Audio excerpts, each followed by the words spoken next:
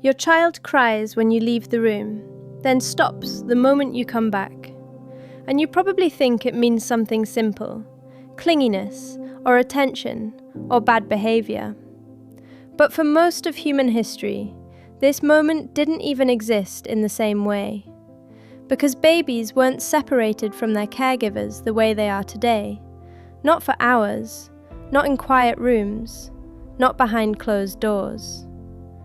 A child's brain was never designed to interpret absence as normal. It was designed to interpret it as danger.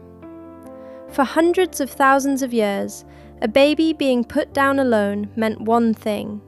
Something went wrong. Someone moved away. The system had changed. And the body reacted immediately, not emotionally, biologically. Then modern life changed everything. We introduced rooms, doors, schedules, cribs, silence without presence. And something subtle happened inside the child's brain. The caregiver stopped being a constant signal and became something that appears and disappears. That shift rewired how children regulate themselves. Let's start with presence, because presence is not just physical, it is a biological regulator. In early human environments, infants stayed in near constant contact with a caregiver. Touch, breath, heat, movement. These weren't emotional comforts, they were survival signals. A baby's nervous system learned one simple rule. If I can sense you, I am safe. If I can't, I must escalate, fast. Not because the baby is difficult, but because delay was dangerous in ancestral conditions. Predators didn't wait. Separation didn't last long enough to become normal. Then we built modern homes, and for the first time, babies began experiencing long, safe separations. But their biology didn't update, so the same alarm system still fires, even when nothing is wrong. This is where it gets interesting.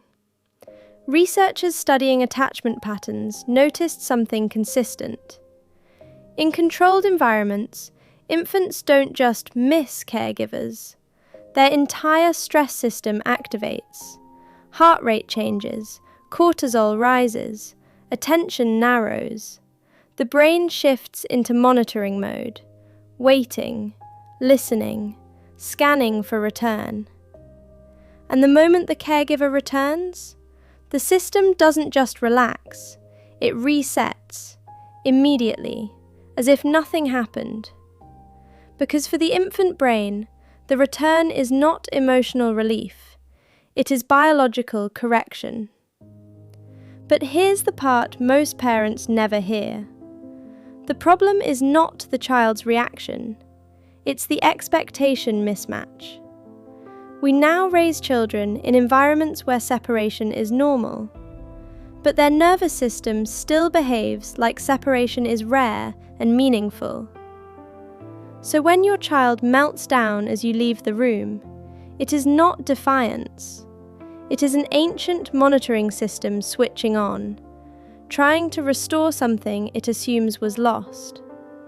And when you return, everything changes again, because safety is re-established instantly, not gradually, instantly. That is why reasoning doesn't work in that moment, because the system you're talking to is not logical, it is protective, fast, old, automatic. But modern parenting often misreads this system. We interpret intensity as behavior, when it is actually regulation. The child is not asking for control, they are asking for calibration. And something else happens over time, with repeated safe returns. The brain begins to update, not because it is told to, but because experience overwrites expectation. The caregiver becomes predictable again, and the alarm system quiets. Not disappears, just lowers its sensitivity. Now here's what changes everything. In studies of early attachment, the strongest predictor of emotional stability later in life is not constant presence. It is reliable return. Not never leaving, but always coming back, on time, predictably, without chaos. Because the brain does not build trust from presence alone. It builds trust from cycles, absence and return, repeated enough times to feel safe. Which means something counterintuitive. Your child doesn't need you to eliminate separation. They need separation to make sense. And it only makes sense when return is consistent. So that moment when your child cries as you leave the room, it is not a failure of independence. It is the beginning of it.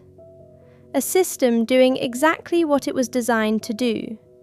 Protect first, adapt second. And slowly learn that you always come back. Even when you disappear. Even when the room is empty. Even when the silence feels too big. Because over time, that silence becomes less like danger and more like waiting.